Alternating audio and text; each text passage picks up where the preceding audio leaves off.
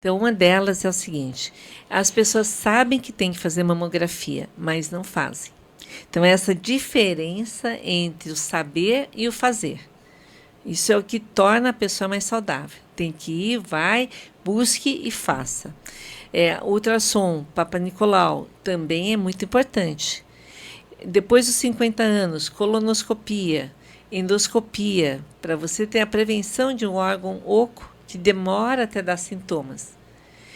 Você ter a oportunidade de, aos 70, estar totalmente voltado para o câncer urológico, de próstata, olhar o de rim também, o de bexiga, que depende muito de E o tabagismo. preconceito dos homens em relação a ir ao urologista? Bom, esse ele deveria fazer, então, um story, né, para explicar para o mundo que é necessário, assim como é necessário o ginecologista para a mulher, né? Viva e seja feliz. Faça as coisas que precisam ser feitas. Não procrastine.